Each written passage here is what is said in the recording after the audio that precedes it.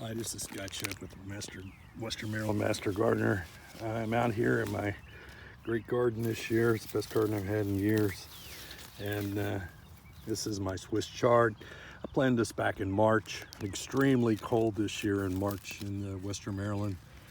And it was, but this, my Swiss chard, this is ideal, this size right here.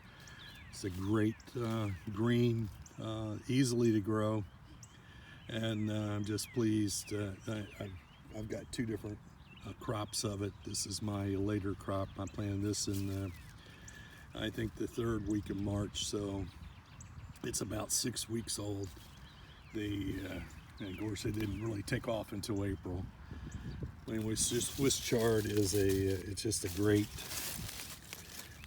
green that you want to add to your garden, and it's easy to grow, very inexpensive.